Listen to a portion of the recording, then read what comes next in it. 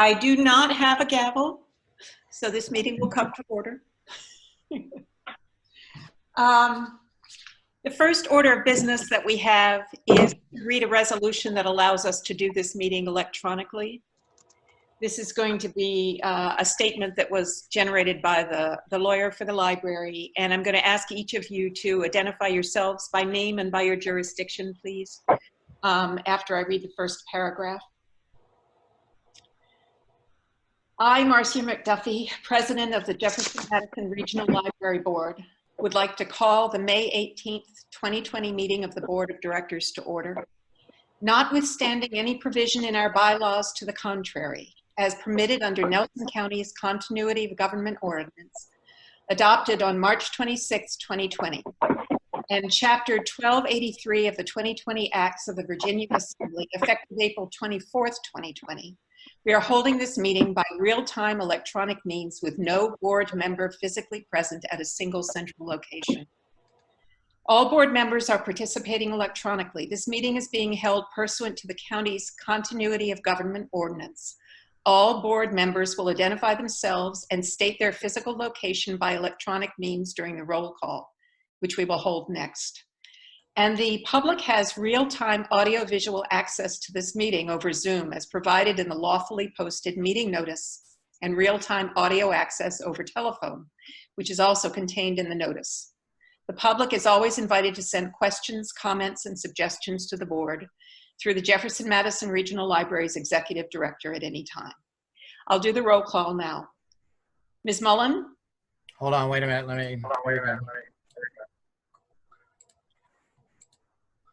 Yes, this is Carla Mullen, and I'm in the city of Charlottesville. Mr. Unsworth?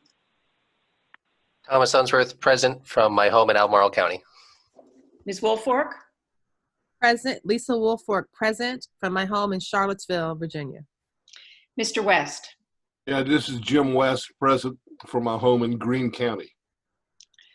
Ms. Younglove? This is Erica Younglove, present from my home in Albemarle County. Ms. Kulo? This is Jane Kulo, present from my home in Albemarle County. Ms. Craig? Yes, this is Wendy Craig from my home in Louisa County. Ms. Harris?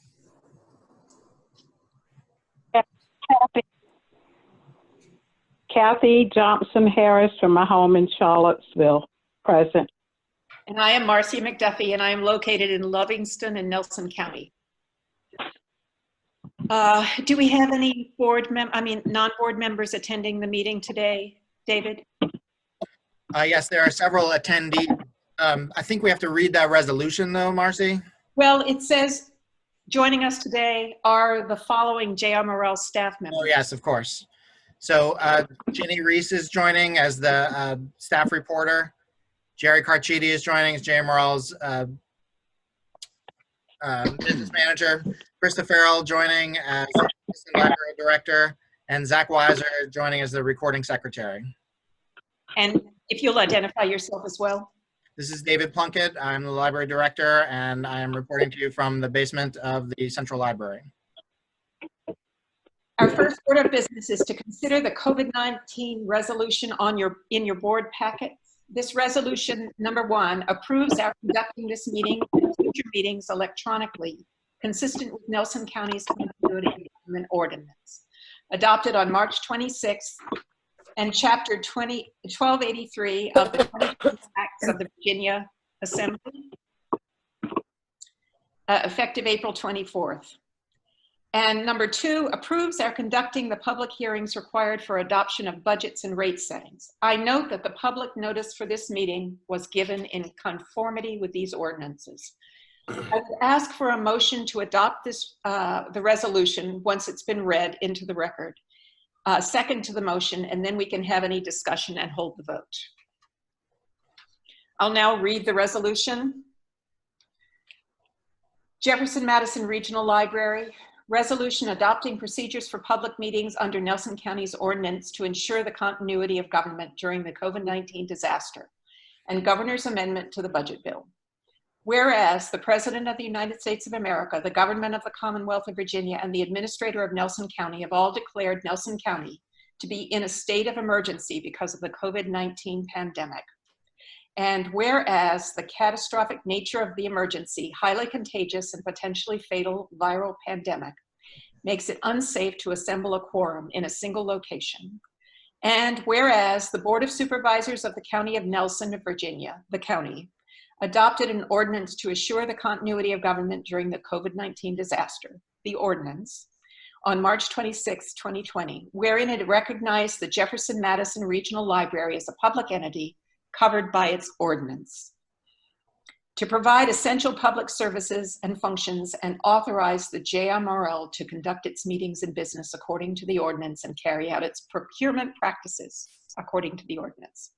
And whereas on April 24th, 2020, Governor Northam approved an amendment to House Bill 29, the budget bill, enacted as Chapter 1283 of the 2020 Acts of the Virginia General Assembly, Part 4, General Provisions, Section 4-0.00 Operating Policy, subparagraph G, effective on such date, permitting any public body, including any state, local, regional, or regulatory body, or certain governing boards, to meet by electronic communication means without a quorum of the public body, and any member of the governing board physically assembled at one location when the governor has declared a state of emergency, subject to certain conditions and procedures.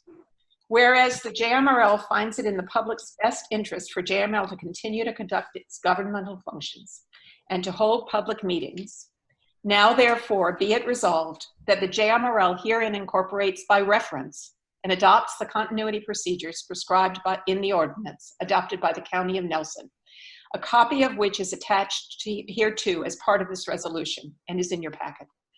And in the Chapter 1283 of the 2020 Acts of the Virginia General Assembly. And be it further resolved that the Board of Directors of JMRL hereby approves the conduct of its meetings through real-time electronic means consistent with the ordinance and the JMRL's bylaws. And be it further resolved that the JMRL hereby authorizes and directs its officers and staff to take all steps reasonably necessary or appropriate to implement such continuity procedures and to develop any specific procedures as applicable and appropriate for the JMRL, provided that such specific procedures are consistent with the terms and conditions of the ordinance, including, but not limited to, modification of requirements for the conduct of meetings through real-time electronic means. And be it further resolved that this resolution shall take effect immediately upon adoption and shall remain in effect during the pendency of the ordinance, including for any applicable period upon readoption of the ordinance by the Board of Supervisors of Nelson County, Virginia, and during the pendency of the emergency declaration by the Governor of Virginia. I would now like to solicit a motion to accept this resolution. I'll make a motion to accept this resolution. Thanks, Jim. Is there a second for this, since it's a fairly critical piece of information?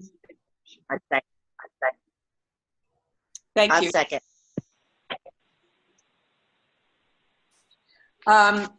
David, would you call the roll call vote, or do you want me to call it? I can call it. Okay, so say yes or no, please. Jane Kulo? Yes. Lisa Woolfork? Yes. James West? Yes. Erica Younglove? Yes. Wendy Craig? Yes. Carla Mullen? Yes. Thomas Unsworth? Yes. Kathy Johnson Harris? Yes. Yes. Okay, that's everyone, Marcy. Except for me, and I do get to vote. Yes. Marcy McDuffie? Yes. Thank you very much. We'll try to keep this as efficient as possible. The first thing I would like to do is to put on the record a deep thank you and our sense of gratitude to the staff of the library that has been working so hard and so creatively to try to maintain library functions as well as they can during this period of time, and will continue to do that. I think they probably anticipate that the board would appreciate what they do, but I'd like to make sure that it's in the record that the board is highly appreciative of their efforts. And that includes David's efforts. I know he's been going above and beyond. Thank you. Yes. Thank you. Thank you. We're so grateful.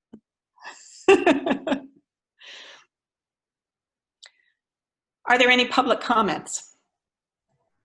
Marcy, can I say something here? Yes, of course.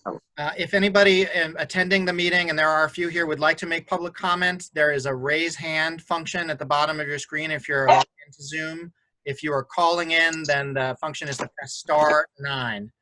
So I believe, Marcy, we would ask if you would raise your hand now if you would like to make a public comment.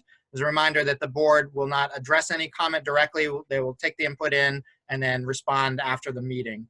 So if anybody would like to take a chance to make a public comment, now's the time. Raise your hand. I see one comment coming in from Tony Townsend. I'm going to allow Tony to talk. Tony, do we have you on the line? Yes, you do. And I just wanted to echo the board's thanks to David Plunkett and everybody at JMRL for keeping the lights burning. And we hope to see you all soon. Thank you. Thanks, Tony.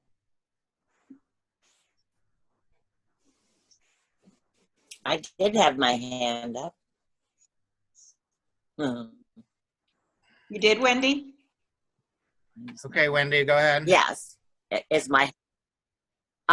I just wanted to echo a thank you as well, but also to say that in Louisa, Ophelia has been holding great at the library, and she's also been sending books to the school children through the lunch program there. So they've been participating and helping folks out in the community. And I'd also like to point out that the very first emails I got when this library closure was announced were from people wanting to know if the Wi-Fi would remain on. So it just echoes once again how important the Wi-Fi in Louisa is for the community. Also, just on a personal note, I shared with David the other day, one of my former students, and then now and also a neighbor and also a library assistant won the Virginia Library Association scholarship to pursue her master's in library science. And she'll be doing that. She is doing that. She's participating in that right now. And she's a Louisa native, Louisa County High School valedictorian, and a wonderful young lady. And hopefully she'll be in Louisa and working on libraries. She's been volunteering with us before, and she works in neighboring county, but she'll be back. But I just wanted to share that. Thank you. I don't see any other public comment, Marcy. Thank you very much, David. We don't have any continuing education today because of the complexity of the meeting. Yes? We do need to vote on the minutes from the previous meeting, though. Oh, yes, I'm sorry. I assume that you all have refreshed your memory about the February meetings and its draft minutes. Do I have a motion to accept these minutes? Or does So anyone moved. have any comments? Thank you, Thomas. David, do you want me to call the vote? I can do it for you. Let's start with you this time, so I don't forget. All right. Marcy McDuffie, Yes. Jane Kulo, Yes. Lisa Woolfork, Yes. James West, Yes. Erica Younglove, Yes. Wendy Craig, Yeah. Carla Mullen, Yes. Yes. Thomas Unsworth, Yes. Kathy Johnson Harris, Yes. thank you all. Now we can proceed to new business. David's going to give us an update on the COVID-19 and JMRL plans in the short-term future. Thank you, Marcy. So in your packet on page, it's a very long packet, I'm sorry, it's 40 pages long, but they're numbered in the bottom left. So on page 6 of 40, there is a draft plan that JMRL has been working off of for COVID-19 response. Most of you are aware that the plan that we used to shut down the library in March went through 5 tiers, and we're currently in tier 5 of JMRL's response, which is no physical services or operations. JMRL is making plans as we speak to move into tier 4, so moving down 1 step, along with the governor moving the state into phase 1 of the statewide response. So tier 4 is limited services and operations, no public access to building interiors, curtailed hours and staffing, limited delivery, enhanced cleaning, enhanced safety and distancing. The goal will be to have at least 1 branch offering limited physical service in each jurisdiction with curbside or drive-through pickup only.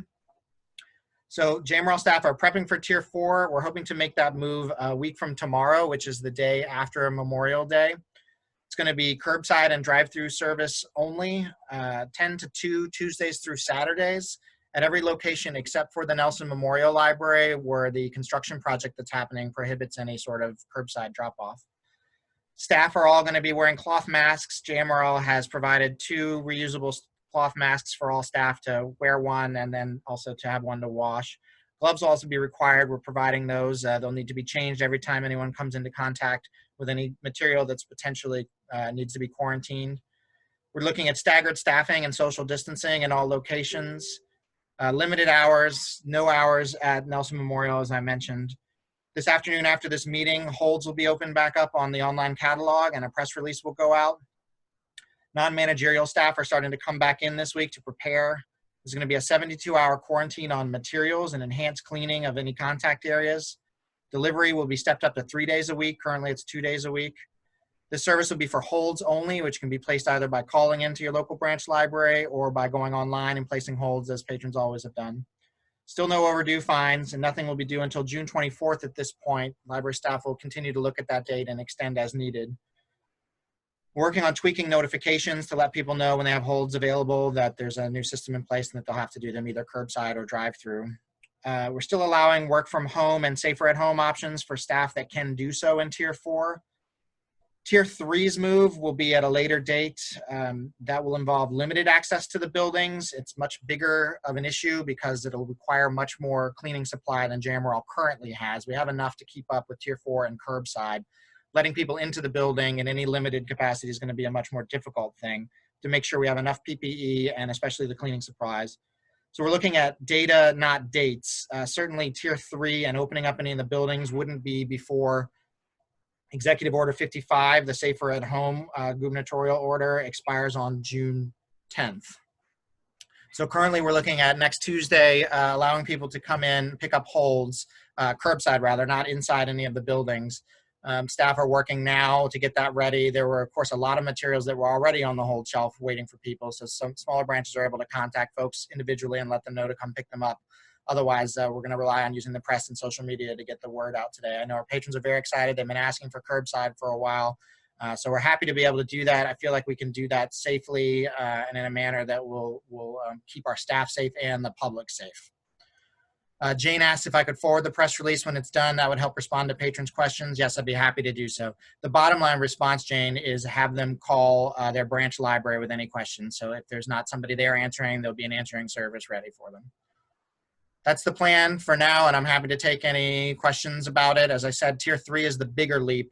Tier 4, we've been preparing for a while. I want to especially thank the staff's managers and the emergency planning committee, which has been meeting weekly, both groups, to make plans for this and procure materials. Any questions? Lisa's got her hand up. Can you share with, what is your protocol for, how do you tell if a piece of material needs to be quarantined or requires quarantine? How are you making that determination? Well, we're treating them all the same, Lisa. Every bit of return material has to be quarantined for 72 hours. And the 72 hours is based on the latest data that we've seen about how long the virus could live on various different surfaces. So it's a safer, I think some of the non-plastic surfaces could probably be quarantined for a much shorter period based on the data that's out there. But we're going to go ahead and just make it easier for staff to say everything for 3 days. So that's only for materials that have been returned from the public. Staff will pick them up with gloves, basically cart them, put a date on that cart, and they'll sit for 3 days until they can be touched again. And then staff will have to wash their hands and change their gloves at that point. So better safe than sorry, it's going to be everything for 3 days. So there will be a significant delay in the speed of getting materials. JMRL has been so good about filling holds within a 24 to 48 hour period. But because of the limited delivery and because of the quarantine, it's going to be much longer for people to get things. I'm hoping that everyone will have patience. That's wonderful. Thank you. I think that's a great way to go about it. Thank you. David, can you clarify the date that people will be expected to return materials that they have in hand already? Yes, it's June 24th, currently for everything that has been checked out since I believe it's the beginning of March until now. Every single item that's been checked out should be due back on June 24th. If it's not, that'll happen within the next week or so. And then we'll continue to check things out for that due date until that's only 3 weeks away. And then we'll evaluate whether or not that needs to change again if it looks like that's not going to be enough time for people to get out of their house and come in. Thank you. I think, did Wendy have a question? Yeah. Are you going to, in the press release, mention that the quarantine on the books is going to delay their holds so that they know that? I believe that it's... Because you're going to have the... I mean,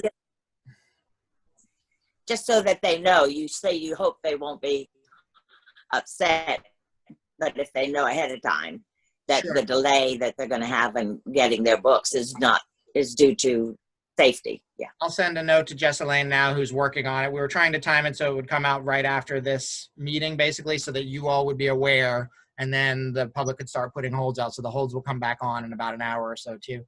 So I'll ask her to just make a note basically saying that there will be delays because it's not just the quarantine, it's also the delivery not coming as often as it normally does. Thank you, Wendy. Yeah. Are there any other comments? Thanks, David. Again, the work that you all put in is incredible and we all really appreciate it. Thank you. The next item is officer nominations for next year. And Carla.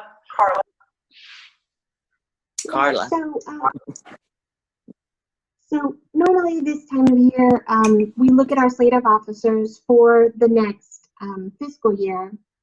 And of course, things are been a little strange just because and we haven't been able to be together. And so I really feel like it would be great if we could keep the same slate of officers going into the next fiscal year. So that would be Marcy as president and Wendy as vice president. And I'd really like to open that slate up for discussion. I kind of feel like these ladies have done such a great job, but also they haven't had a chance to kind of complete this year and all the work that they've been doing because, you know, we've just been sidelined by the virus. So that is the slate of officers that I'd like to present. And both Marcy and Wendy are willing and very able to serve again.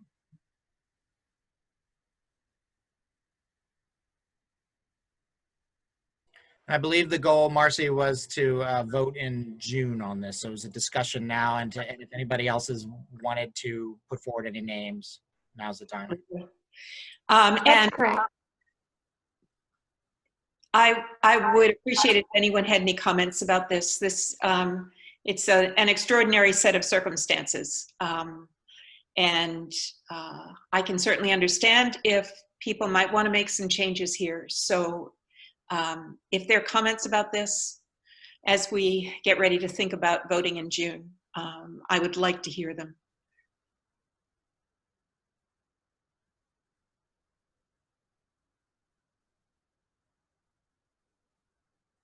No comments? All right, well, we will certainly have an opportunity to discuss this again in June before a vote. And I hope that you all will be happy about decisions going forward for the coming year. The next item is a grant that's received by the library that the board is obligated to review and approve.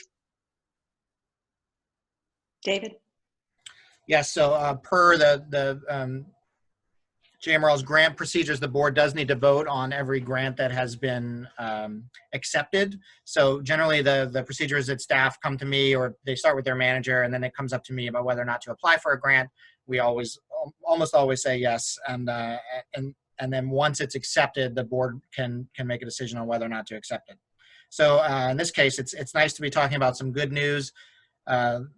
The grant is the Lift Every Voice Grant, Why African American Poetry Matters. The application was spearheaded by young adult librarian Tasha Burkhead with support from Tim Carrier, Sarah Hemfeld, and Abby Cox.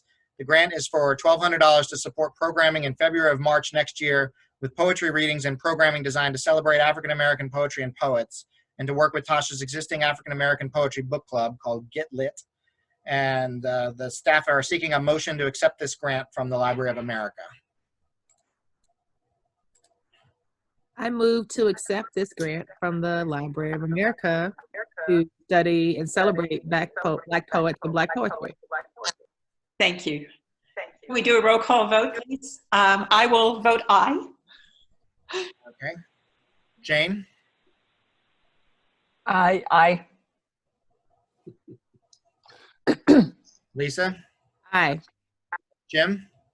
Aye. Erica? Aye. Wendy? Aye. Carla? Aye. Thomas? Aye. Kathy? Aye. Excellent. And David, please congratulate the I will. writers of this grant on behalf of the board. I sure will. Thank you. Any other comments about this? The next item is a discussion of vacation and sick leave carryover that's been going on among the staff, given again the extraordinary circumstances that we're finding ourselves in.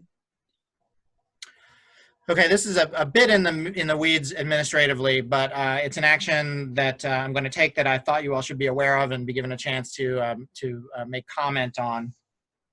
Normally, on July 1st, staff's excess vacation time is converted into sick time. Full-time staff can carry over 2 weeks of work plus what they earn in a year. This year, many staff weren't able to use their normal vacation hours due to the library closure towards the end of the fiscal year, and the excess would be normally converted to sick time. For the roughly 20% of JMRL employees on the pension plan, unused sick time at the end of a career is converted to years of service, so it has its use. For the rest of the employees, there's a limited payout for a few weeks of sick time at the end of a career, and anything in excess is lost. So I'm recommending that JMRL suspend the limits on carryover for the end of this fiscal year 20 and reinstitute them at the end of fiscal year 21. This will allow staff an additional year to use that vacation time that they earned but couldn't spend this year. The only potential concern is whether or not managers would be able to allow that leave time. And again, we don't quite know what all of next year is going to look like. But generally, it's difficult to staff when it's difficult to manage a branch when staff are away. So managers have been discussing this, and they all agreed that it's the right thing to do for JMRL employees, and that if there were any hiccups there, we would handle them basically by sending coverage from another location. So I don't think there's a vote needed there, but I'm open to any questions or discussion about that. David, this is Jane speaking up. I appreciate the thoughtfulness about this, and I think that this is, I would fully support that decision, and also leaving it within the hands of management and administration to figure out how to make it work. But I appreciate thinking it through now so people don't lose that time through no fault of their own. Exactly. And I think Kathy had her hand raised. Kathy, did you want to say something? No, I agree with Jane. Okay, thank you. Too, David, my son was going through a situation with his employment where he just lost it because he had to use it for time off. And so the fact that you allow the vacation to carry over, I think is very commendable. Thank you, I Jim. can't help it. She That's an adorable cat. she would like to think that. Thank you for adding something quite nice to the meeting.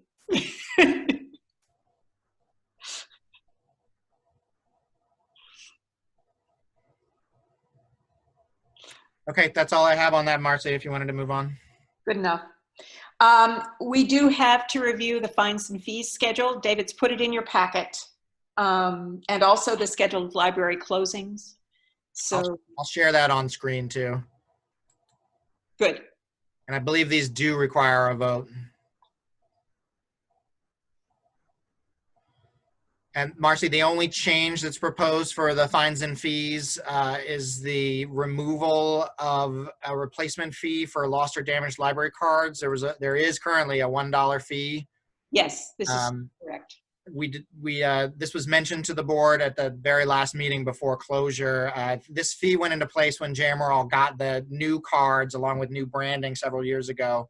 I think we're going to have to work on some kind of procedural and administrative things to prevent overuse of this, but the dollar fee is not bringing in any funds, and it's certainly not paying for the cards. So that's the recommendation from Brittany Eversberg, the circulation manager, and the rest of staff. Certainly something that we can review if it looks like it's going to be causing trouble financially. Absolutely. Does anyone else have any comments about this particular change?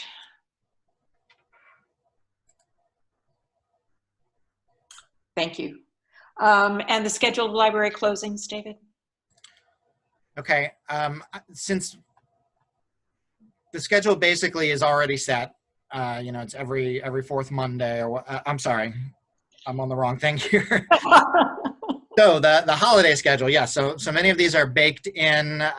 It's very similar to this year's schedule, the current fiscal year, which we're finishing up, in which there are 3 days around the Christmas holiday. There's a slight, it's not great for staff that the 4th of July is on a Saturday, but half of the library staff do work Saturday. This is how we've always handled this administratively. So those that were normally scheduled to be off that day anyway will get a comp day off to be used as soon as they can, basically. So it's 3 days around Christmas, the same schedule for in-service day being in October. Having Veterans Day off, if you recall, this board made that change a few years ago. 2 days at Thanksgiving, and then the normal slate of holidays. I don't think there's anything from the board's point of view that's very controversial about this. But if anybody has any comments about, particularly the staff's concerned about the Saturday loss, good. Do we have a motion to accept the fee schedule and the scheduled library closings? I so move that we accept both. Thanks, Wendy. Second. And in our roll call, I will vote yes. Jane? Yes. Lisa? Yes. Jim? Yes. Erica? Yes. Wendy?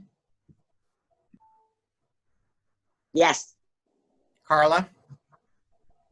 Was that a yes, Carla? Yes. Thomas? Yes. Kathy? Yes. Thank you all. Thanks very much. And finally, the fiscal year 20 board schedule. That again is in your packet.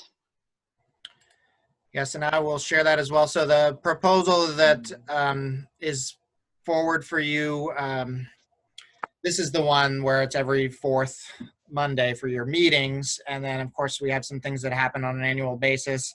a few deadlines that we have to meet per the regional agreement, such as getting the budget into our jurisdictions.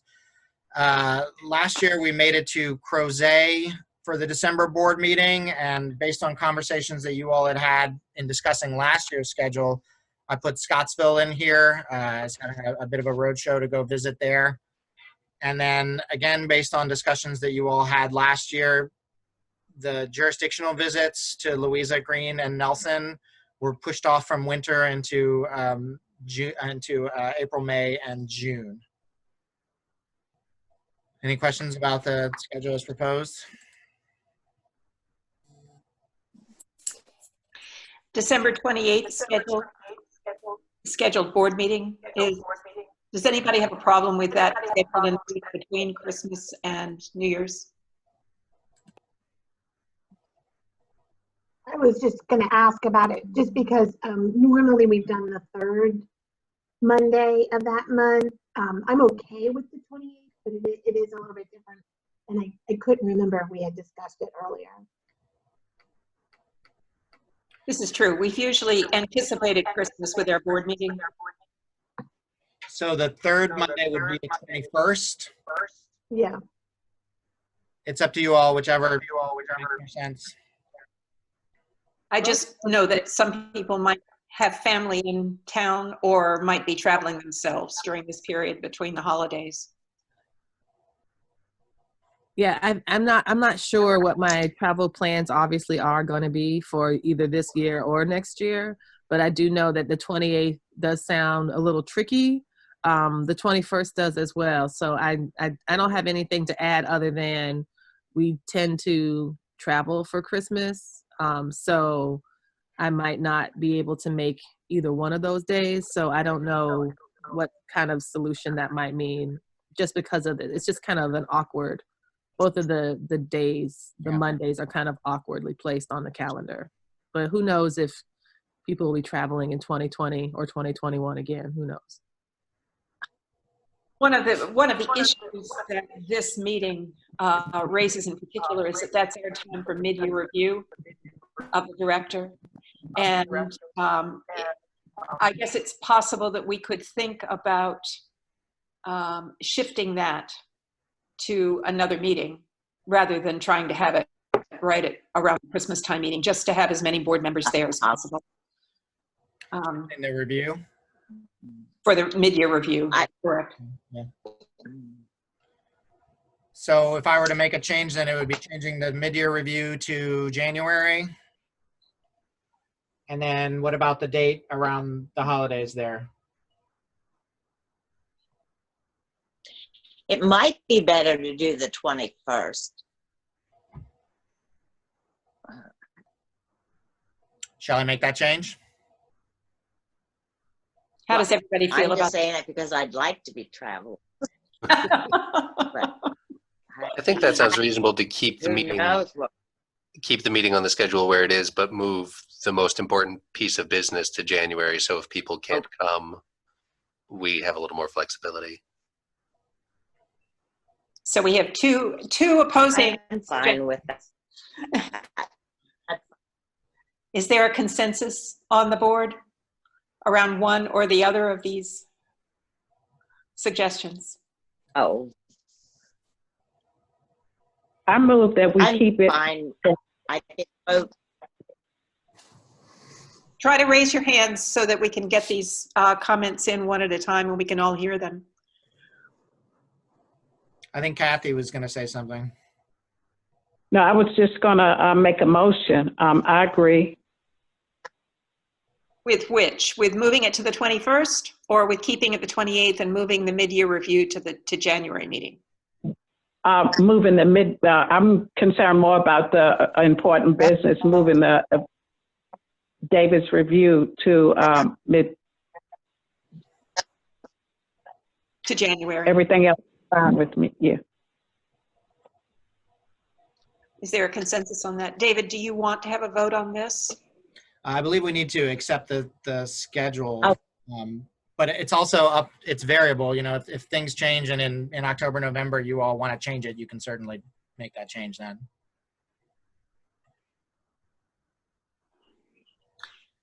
Then I would Kathy? say we just go with what's presented with the move. With the move of the review? I would say we just go with what takes the move for the review to January, as Tom said, and we go with the schedule as it's already been presented. Let's go the easy, quick route. Okay. So Kathy, you had made a motion for that, is that correct? Yes. Thank you. I will vote aye. Jane, Aye. Lisa, Aye. Jim, Aye. Erica, Aye. Wendy,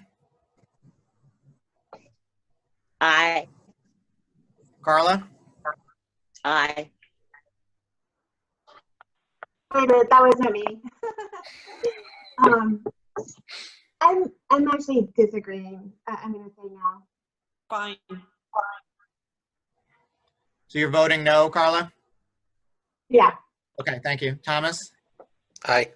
Kathy, Aye. Thank you. So we will keep the schedule as is posted in the packet, with the exception of moving the mid-year review for David to the January meeting. Good.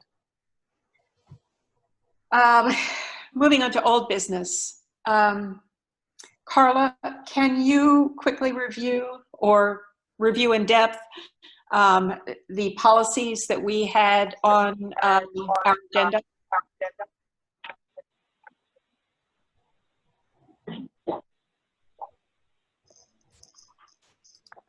Sorry about that. I'm just like looking over them really quickly.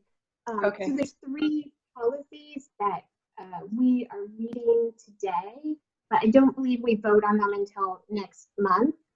And so these include the computer and internet access one that you all have seen before. And this has gone through several reviews by staff. And so there's quite a few changes.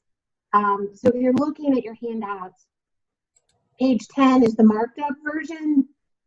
And then page 11, I believe, 12 is a nice clean version of the new policy. And some of it there are clerical changes, but a lot of it has to do with just simplifying the policy so that staff can use it more effectively. The second one is about meeting rooms and the conference rooms. And then the third is about the photography and audio taping in libraries facilities. And this is the one that we've talked about earlier as well. Am I wrong in that we're reading these and we'll vote on them next meeting? That's correct, Carla. And I have a few notes on those, Okay. Christy, if you'd like me to add anything. Yeah, that'd be great, especially the second 2, I think. Yeah, so on all 3, basically to back up what Carla said there, the computer and internet access has been totally rewritten and reviewed by staff. Most of one of the goals from the policy committee's last meeting was to remove some of the negative language that was in there, that don't do this, don't do that. So a lot of that has been removed and added to a new procedure. Staff did not have a computer use procedure prior to this, so I'm grateful to the policy committee for pointing that out. So that has all the negative language in it. But basically the policy just says that folks have to follow other conduct policies. For the meeting room, the meeting and conference rooms policy, the only change was striking the words north side from the conference rooms, because it used to be that only the north side library had conference rooms, which we treat a little bit different than meeting rooms. You can have smaller groups meet in there. But now the Nelson Memorial Library is going to have conference rooms, and we hope that someday in the future we can add at least one to the Louisa Library as well. So it's just striking north side to make that a generic policy for any conference room in any library. And the the photography, audio, and video taping, it's at the recommendation of JMRL's legal counsel that we leave this as is. and that it meets the needs of a public space, and that it's good as it is. So that was where the policy committee left that the last time they met, to be read today and voted on next month. Thank you. David. Thanks, Carla. Thank you. So if everybody will pay a fair amount of attention to the changes that were made before we come for a vote in the June meeting. We don't know what our meeting is going to be like. Again, we'll try to keep it as efficient as possible.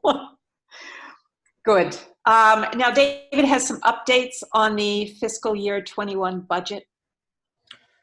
Yes, not much has changed since I think I spoke to most of you individually after Charlottesville and Albemarle began their revised budget process. I won't screen share this whole document there, but the major changes are a rewriting of the narrative in the front, because it was a very ambitious budget that JMRL put forth that was largely supported by our jurisdictions where they were when COVID-19 hit. So of course, everybody has had to make some dramatic changes to their budgets, and that includes JMRL. So the biggest and most heartbreaking thing is no 2% raise for staff next year. The city of Charlottesville and Albemarle County are also not able to offer cost of living raises to their staff, and they came back and asked for those cuts in JMRL's budget, which we have made. It's reflected in this budget that you have before you. The year 3 of the compression adjustment did make it through. I know the Personnel Committee is very happy about that. Since it's the 3rd year of this, the hard work had already been done, and it affects not very many staff, but it's an adjustment to the pay scale basically for them, as opposed to a cost of living raise. So good news, bad news there. The only items or amounts that are still up for discussion are in Nelson and Greene County. Louisa County passed their budget, and it's flat funding for the library. Charlottesville, Albemarle's passed their budget. Charlottesville's working on theirs, and it reflects the amount in your packet. Nelson and Greene were both looking at either flat funding or a slight decrease in Nelson's case. Greene was looking at a slight increase, each under $2,000. So manageable amounts, but it just depends on what they end up doing in their budgeting process from Greene and Nelson. So if there were to be a change, it would be Nelson's going up to flat funding and Greene's coming. I believe we set Greene's at flat funding now. It might go up about $1,800. JMRL budgeted conservatively here and worked closely with all of our jurisdictions this year, as always, tried very hard to respect the partnerships, as all of our jurisdictions have very difficult situations to confront. There is a 1% raise to the pay scale, which only affects substitutes who don't get annual raises or anybody starting at the very beginning of the pay scale. This was discussed by the Personnel Committee and the Budget Committee in the fall. So again, doesn't actually affect a lot of staff, but it's building stepstones for the future. State aid might be about $25,000 more than is listed in your proposed budget there, so there's potentially good news there. Every library in the state did lose the $1.5 million across the state that was in the original budget for the governor. And that your advocacy efforts really made a big difference, I think, in helping to get, but post-COVID-19, that new money is no longer there. There's some redistribution happening in which JMRL might get a smaller increase over flat funding from last year. And this is also the first glance that you all have at the equipment budget for JMRL. Usually the procedure would be that the Finance Committee would review this and look through it and make a recommendation to the board as a whole. Since the Finance Committee has not had a chance to meet, this is the first chance for all of you to see it. It has every single proposed expenditure listed there, so you can review individually and get very detailed about what JMRL staff need for next year.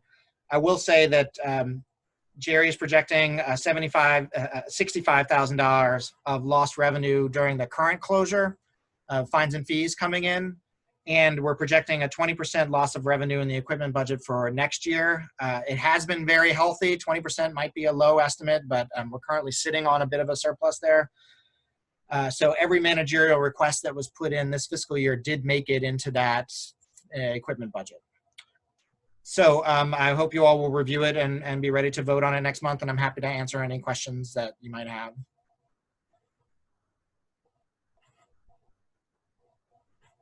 Are there any questions? Looks like Wendy has one. I have one related to, as we're looking over it, can you just up front, were there any unusual additional expenses that Jerry predicted due specifically to our dealing with the COVID-19 issue? Anything out of the ordinary that he anticipated or will anticipate? Yes, thanks, Wendy. Good For question. any kind of equipment changes or? Yes, so currently there is a lot more cleaning and PPE being bought than JMRL was anticipating when you all passed the budget last year. There was certainly no, no inclination of how much was going to be needed. So we're coding all of those in the financial system that we use, SAP, as being expenditures specifically for COVID-19. In the hopes that maybe someday down the road, if some relief comes into some of the jurisdictions for money that they had to spend in order to get their facilities up to safe, basically, that JMRL would be able to apply for some of those funds and be able to show, here's exactly what we bought that was related to cleaning and PPE. So we're spending a lot more on that equipment than we were expecting at this point. There is a de facto hiring freeze in place, as the city of Charlottesville is not currently processing new hires, so we do have a few open positions now, and that we had not budgeted for. The only other thing is the physical materials in our state aid budget. The physical buying has certainly slowed down tremendously as we're not getting as many print materials in, but that's been offset by expenditures in digital materials, which has been a boon to be able to offer that right from the get-go, and certainly to spend the money it takes to build that collection up in a way that we haven't really had to or been able to in the past. Does that answer your question, Wendy? Yeah, I was just, if there's something in particular we needed to look for. Thanks. That makes sense. I think if it's anything, it's the PPE and cleaning materials. But so far, we've been able to budget for that out in our equipment budget, and we're hoping that down the road there might be some. Any other questions about the budget? Thank you. Thank Jerry.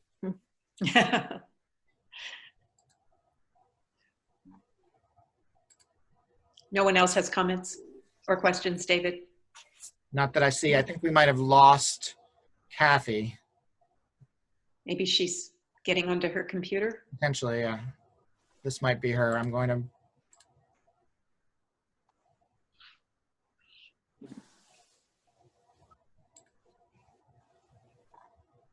adding her as a panelist, so Kathy might, here we go. Good. Hi, Kathy. Ah.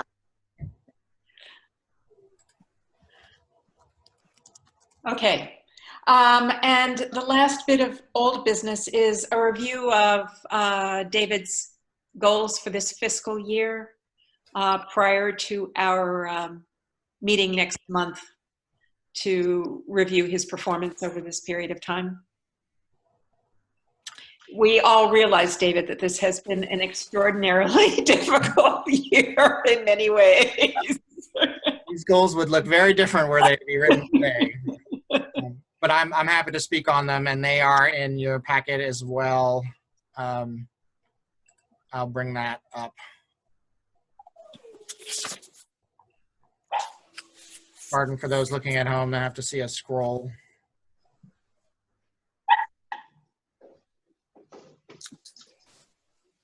Okay, so I had 3 prioritized directives for this fiscal year, all of which we've made good progress on organizationally. The first one was to craft a customer service statement and form a customer service committee to standardize the library's approach to service. So this committee is working. They're currently also working remotely, which is nice. They've been able to have meetings such as this one. They're working on a customer service statement that I'm hoping to bring to you all at the June meeting. They have a meeting coming up to discuss some final versions of that. It's meant to be very brief, to build off of the mission statement and values that JMRL has, but to be able to put in a public place where people can see it and know that these are the priorities of the organization. I think that if this particular goal had been crafted later in last year, it would have also reflected the work of 2 other new staff committees that we discussed last when we were in Crozet in December, I think, the Equity Committee and the Training Committee. So the 3 of these came into place at the same time, and they're working to serve the same goals, basically, to help standardize the library's approach to service and to ensure that all staff are well equipped to provide equitable service to a diverse population. So I'm very happy with the work that all three committees are doing. The training committee is they've been meeting as well, but they're working on revamping the staff training manual and planning for an in-service day, which we hope to still hold in the fall. As you know, the spring in-services had to be canceled.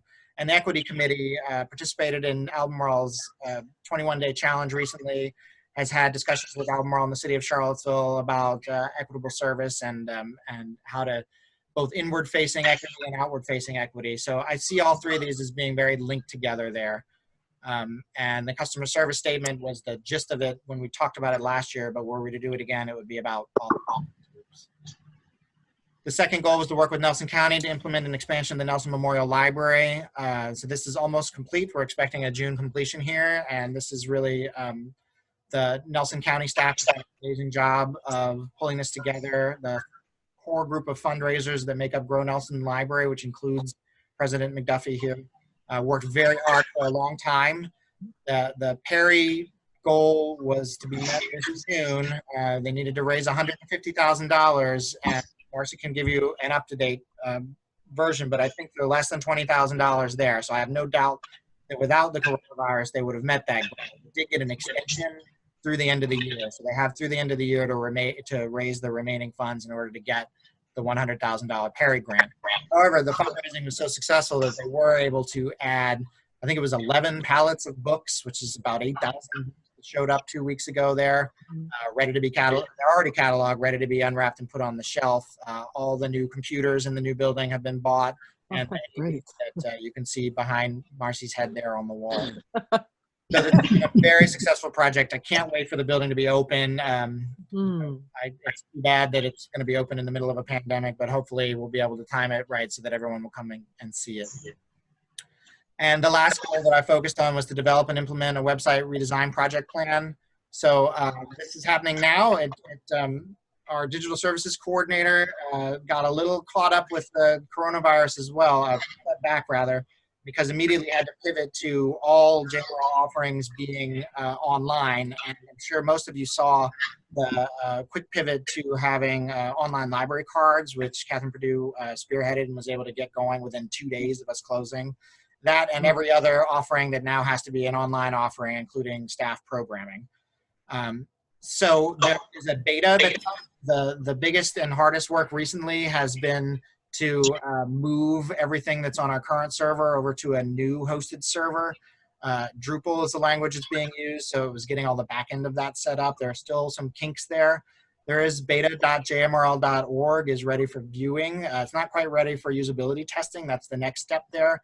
There are some places that need work before they're presentable, basically, but anybody can go and look at it now. There's a server load issue while we work out a back-end thing right now, but Catherine and Josh Howard are on top of it. So I think it looks good to go take a look at it, and hopefully in June we'll have some feedback from the public, although we might have to extend that beta testing time in order to get all the feedback we're looking for because of the current situation, as they say. So I plan to bring you new goals for next year. Obviously, we need to talk about these next month, but I can tell you that the number one goal will be the same one that all of my managers have, which is to help navigate this organization through a reopening plan and then various setbacks that are going to happen along the way as we all deal with the COVID-19 pandemic. Thanks, David. I think in the face of all of the difficulties, that has been an amazing progress made for the library.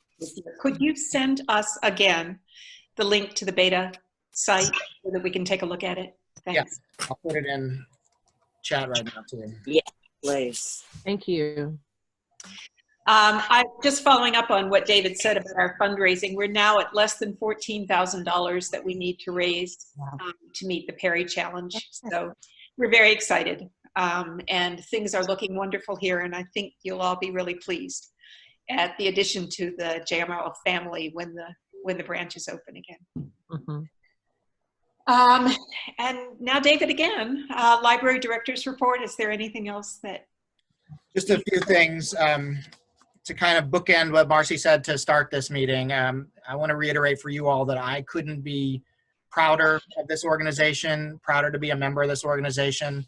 I've seen staff's dedication to JMRL's mission and to serving their communities. They've shown through how quickly they adapted to a whole new world, how much work they put in to continue to serve their patrons. So no matter what happens in the weeks, months, and years to come, I'm very proud to be a part of this JMRL family and to work with its employees to serve our communities. So I wanted to get that on the record. I also wanted to publicly thank Carla for bringing the Albemarle County's 21-day equity challenge to my attention, which the equity committee was able to share. And thanks Siri Russell from Albemarle County for allowing JMRL to participate in that challenge. JMRL is planning summer reading to begin virtually on June 1st. So the challenge sheets that normally go out will go out virtually, making options that would include plans for both virtual and potential physical versions moving into June, July, and August. But certainly people will be able to participate in the summer reading challenge entirely remotely if there's no access to internet, which is one of the biggest challenges we faced, how to provide service to our communities that don't have internet access. Then the the curbside pickup will allow families a chance to participate. They can get a paper copy of the challenge sheets when they come pick up holds. All regional summer programs have been moved to virtual. So it's a very fast pivot by the 3 programming managers at JMRL, Angela Critics, Tim Carrier, and Sarah Hamfeld. There won't be any large summer programs that move branch to branch, which we've had in the past, like the Wildlife Center coming and having snakes. That just doesn't seem feasible this year. So they have all moved to virtual starting in June. There'll be twice weekly, I think, children's programs that are available on our website, on our YouTube page. This has been quite a pivot and a lot of work went into it. I'm very impressed by the programming staff. And last 2 things, as Marcy mentioned, JMRL worked with the Friends of the Library to provide donations to the Greene, Louisa, Nelson, and certain Charlottesville schools to distribute for students, along with food distribution or classroom cleanout. So special thanks to Peter Mano and the Friends of the Library for making books available that they couldn't sell in the spring book sale for kids to have during their food distribution in our jurisdictions. And lastly, a note from the Friends. They are regrouping from the loss of the spring book sale.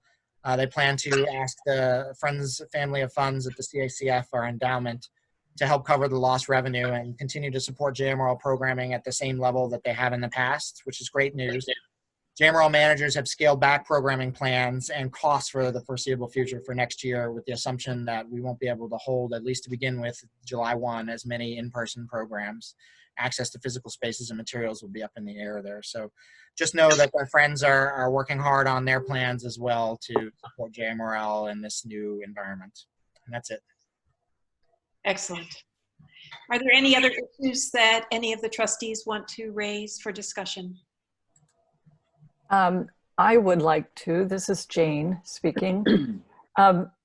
Just as we've talked through this, and it sounds as the library in March went through the phases of 1 through 5, and now starting to look at coming back. I always have to think about the public relations side of this. And in addition to the press release, which is a great informational thing, I wondered if other board members would be okay with or would be supportive of asking Marcy to send a letter to the editor of each of the newspapers in the jurisdictions on behalf of the board, and saying a number of the same things that have been said during this meeting, how much we appreciate the work of the library staff, how much, and I'm brainstorming here, and I also would welcome input from others, and also happy to help draft, but I think Marcy can do a great job.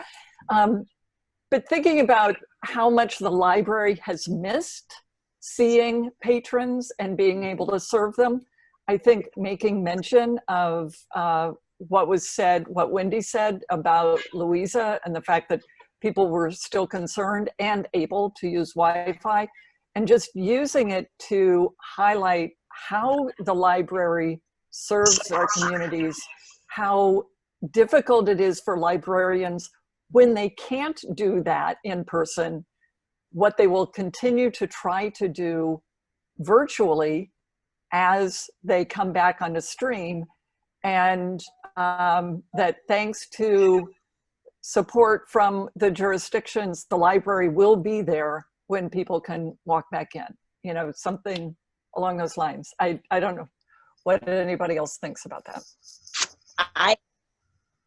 I think it's a great idea, and I had started to write a letter, and I also talked to our local editor about doing a little column that highlights programs and services and the online information, and have like little book notes. And we're supposed to talk about it, but I say, I recommend Marcy, that would be fantastic. Because we do need to get information out to people and let them know what people are doing when it's going to be back, rather than just a straightforward press release. I agree with Jane.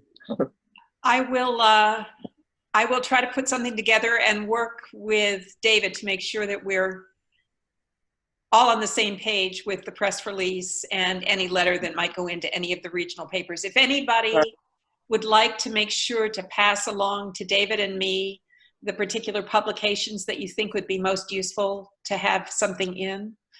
And I'm hearing from Jane that her idea, which I think is a good one, is not only to point people in the direction of how they can find out the services that have been kept in place despite the difficult situations, but also to thank the jurisdictions for their support. Okay. Right. Yes, I think that I'm saying right. And thanks. And this is Jane. I think there are two separate pieces of information there. I think the press release is really important to get that information out. And I think that there is an advocacy, public relations kind of cheerleading message that would not be appropriate in a press release, but would certainly be appropriate coming from the board chair on behalf of the board, how grateful we are, and how much we know the library staff has worked on this, and how much they will look forward to continuing to serve in person. Good. Excellent idea. Well, make sure that you forward publications that we might not think of, that you think might be good places for us to put this kind of. Jessalyn would have a list for us, Marcy. Okay, but I wanted some of the board members, if they knew of any other publications that they thought might be useful in their communities. I'm sorry, I'm done with my my director's report, but staff just pinged me about something I forgot. Not all of you are aware, I think, that the restroom renovation project at the Central Library, which had been on hold, the bid came in over for last year, and there were some other problems. And then when it finally was up to choosing a contractor, that there was the shutdown due to the virus, it actually ended up coming through and is happening right now. So the Central Library is a bit of a demolition zone right now. The third floor restrooms, what we're talking about, they're being renovated to make them ADA compliant, and also to change them around a little bit. So at any rate, right now the building is not actually fit for the public to come into. So that's good timing, as it could be. And it won't be until mid-June. So when we start to think about moving to tier 3, which is buildings being open, it's possible that the Central Library will not be an option. And we might not, in fact, be able to move in lockstep with every branch doing that the same. You know, for a very small branch like the Scottsville Library, it's going to be difficult to maintain social distancing in such a small space. They might have to look at other alternatives while the rest of JMRL moves to tier 3. So one, there is a construction project happening at the Central Library, and two, when we do start talking about moving into tier 3 and in building access, it might have to be a little herky-jerky with different branches moving at different speeds. So just wanted to note that. Thank you. Also, I just got public comment is over, but I got a message from one of the attendees thanking us for having a Zoom meeting so that they could listen in on the library board meeting. Good. Well, we appreciate their interest. Yes, very much so.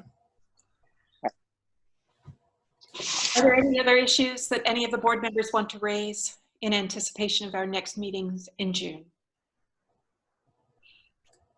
I I have something for the future agenda. Are we there yet? We can do that. Oh, okay. I just, and I don't know if this is the correct place in the agenda for it, but I had a question. We had contact from several individuals about renaming the McIntyre room, and even though I know we all got information and we did respond individually, but I wondered if we were going to, one, take that up as a board, or consider it, or at least have some investigative committee or some ideas, or a time when we can discuss it. Because I have 4 names here who made requests, and I know we gave replies, but do we need to have a formal reply? Do we have to discuss it or have a decision about it, David? How should we go about this? I'll call it an investigation, for lack of a better word. Yeah, this was on the initial agenda for March's board meeting before the shutdown happened, to discuss. Okay. The equity committee has been talking about this off and on. I think my thinking about it was that we would get together a working group of staff and board members and potentially some community members to talk about the issue, basically to look at all sides of it, which includes looking at what the obligations for that naming are, and then have that group make a recommendation to the full board to decide. So I agree, we could. Who knows what June's meeting will look like, but you know, either in the June meeting or we'll go ahead and put it back on the agenda. What about putting it on Okay.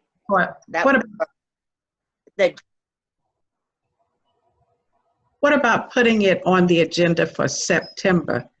And then it gives an opportunity for, if we do start school or the university is open, that there will be more people who may have public input. I frankly think that's a good idea. I think that this is a topic that needs to be discussed in person. It's going to be very difficult to have this kind of a meeting and discuss something as potentially emotional as that issue might be. And I think that perhaps what we can do is we can announce the construction of a committee that could begin to work on that, David, in the June meeting. And then once we're able to meet in person and have people come in and make comments in person, we should be able to deal with that issue in a much smoother and happy way for the community. Is that what you're proposing, Kathy? Yes, that's because it affords everybody in the community to possibly come. Hopefully by September, things will be a little bit better. We are going to keep our fingers crossed. I love seeing your little faces in these boxes on my computer. Can we put it on the agenda in June? Maybe talk about which board members would be willing to serve on a working group there? Absolutely. I think actually putting together the committee and announcing who's going to be on the committee would be a useful thing to do. It's a very and it would be good to have the input from the equity committee, because they've already had some input and some investigation and research on issues and topics. So that would be very valuable, I think. Sure. Yeah, the equity committee hasn't met since the shutdown, so it just was briefly mentioned a few times, and I'm sure there'll probably be some crossover in the staff end between that committee and the working group. So maybe we keep them in mind for the committee. Okay. Good. Are there any other agenda items that anyone would like to raise for the June meeting? Just the routine ones, Marcy. So the vote on the policies, hopefully the vote on the budget, an update on the COVID-19 response. My evaluation, I guess that depends on whether or not we are virtual or physical. we I can would talk like, about it from would there. like very much for us to be able to do that in person. I think that that's an important thing to do. It needs to be a closed meeting, but depends on how the governor is recommending and how comfortable you all are with meeting in a small group in a widely dispersed conference room. I just think it might be the most useful way for us to have that discussion rather than trying to do it this way. I agree. David? Yeah, I think we can play that by ear a little bit and see. It's certainly okay with me to wait until July, but I'm happy to do it in June as well. So we can kind of play that by ear a little bit and see where we are in mid-June. I'm hoping that within the next 3 weeks, we should have better information about how we're going to be proceeding in terms of comfort with opening up and meeting personally. Makes things a lot easier. And Yes. I have one more thing. How are we going to have a party for Jane if we have to be virtual? We've got a plan for that. You know or what? you have to stay. That is the other one. That was part of my thinking about this review for David. But we'll just have to see how everyone on the board feels about getting together. I think Jane might be willing to let us have a rain date if we can't get together in person. Excellent. Thanks, Jane, for being flexible. Is there anything else? Just the slate of officers for, we just need to vote on the slate of officers next month. Thank you, Carla.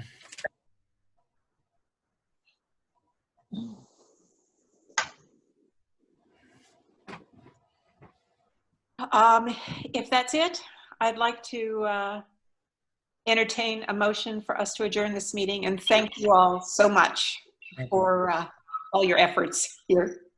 I move that we adjourn this meeting. Thank you, Kathy, and I will. Do